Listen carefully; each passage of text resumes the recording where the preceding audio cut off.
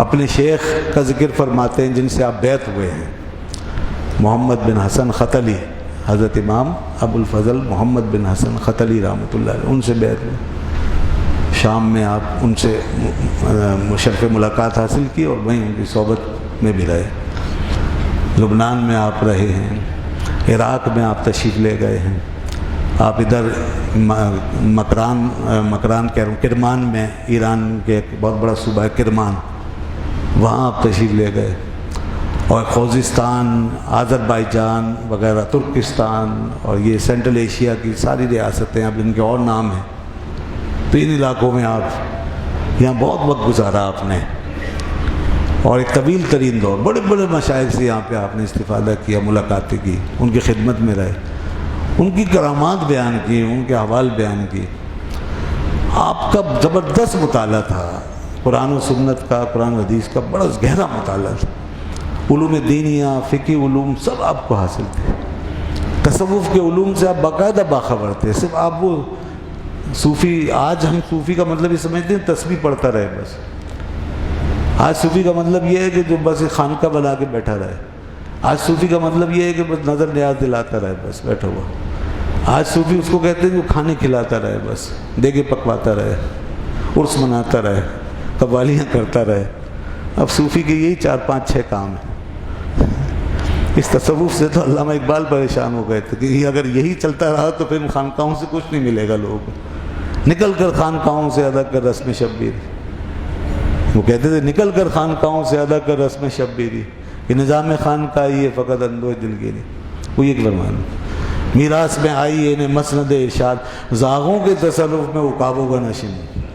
کیا کیا کہہ دیا انہوں نے۔ محکوم کو پیروں کی کرامات کا سودا ہے، بندہ آزاد خود ایک زندہ کرامات۔ اب یہ ہم کرامت، کوئی ایسا خواب آ جائے، بشارت مل جائے حضرت صاحب کے بارے میں، جو بھی ہیں جس کے حضرات ہوتے ہیں، اچھے بھی لوگ ہیں بہرحال، کچھ سبھی ایسے نہیں ہیں، میں یہ نہیں کہہ رہا سب ایک جیسے، میں عام ایک احوال بیان کر رہا ہوں۔ علامہ اقبال نے اسی چیز کو دیکھ کر تنقید فرمائی تھی۔ تو وہ کرامتوں پہ گزارا، اور بس ایسے ہی بیٹھے بیٹھے کام سارا ہو رہا ہے، چل رہا ہے، نہ دین کی کوئی خدمت، نہ کوئی بھاگ دوڑ، نہ جد و جہد، نہ قربانی، نہ علمی کوئی کام، کچھ نہیں، علم بھی نہیں نا، معارف حقائق تو دور کی بات ہے، معارف حقائق کا تو وقت ہی چلا گیا۔ اب تو علم جو رہ گیا نا کتابوں میں، وہ بھی پڑھنے پڑھانے سے گئے ہم، اس کی بات کرنے۔ ہمارے اس طرح خانقاہی نظاموں میں اب علماء نہیں، علم والے لوگ نہیں، علماء نہیں، بس پھر وہ چلتا رہتا ہے، باپ کے بعد بیٹا، بیٹے کے بعد پوتا، پوتے کے بعد پڑ پوتا، اس طرح وہ چلتا ہے۔ تو بس علم بھی تو ہو نا، علم کے بغیر تو کوئی گزارا، کوئی کام ہو ہی نہیں سکتا۔ علم پہلا فرض بھی ہے، پہلا طریقہ بھی ہے، شریعت کا بھی اور طریقت کا بھی پہلا اصول علم ہے۔ اب داتا صاحب نے کتاب لکھی کشف المحجوب شریف، بڑی بہترین کتاب ہے، آپ دیکھیں، اس کا پہلا باب ہی علم کا باب ہے، علم کی فضیلت، علم کی شان وہ بیان کرتے ہیں، علم کا مقام بتاتے ہیں، علم کی فرضیت بتاتے ہیں، علماء کی شان بتاتے ہیں، اور پھر خود انہوں نے عملاً یہی کچھ کیا، علم پہلے سیکھا،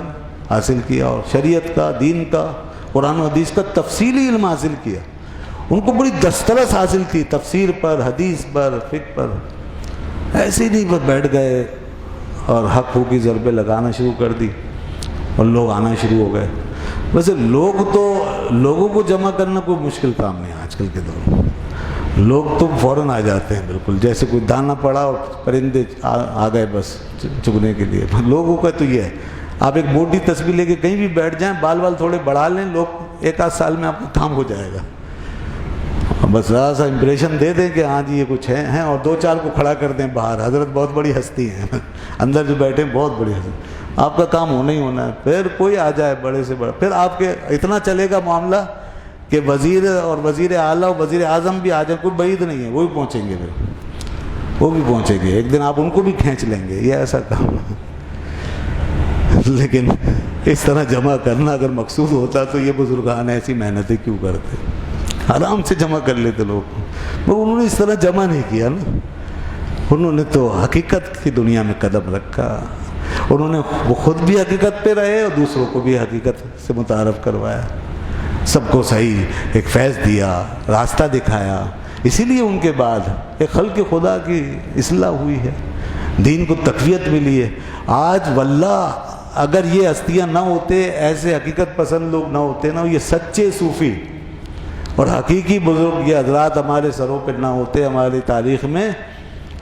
تو ہم میں سے پتہ نہیں کتنے لوگ آج اسلام سے دور ہوتے ہیں. یہ کیا یہ ملک ہوتا ہے یہ کوئی پاکستان اور یہاں یہ بر صغیر میں اسلام آتا کوئی؟ یہ سب دین انہی کی برکت سے تو ہے. اس لیے ان کی حفاظت، ان کی عزت و ناموس کی حفاظت بھی آپ کا بہت بڑا فرض ہے. جنہوں نے آپ کو دین پہنچایا ہے ان کی عزت کو بچائیے. آج ان کی عزتوں پہ حملہ کرنے والے پیدا ہو گئے گستاخ بے ادب.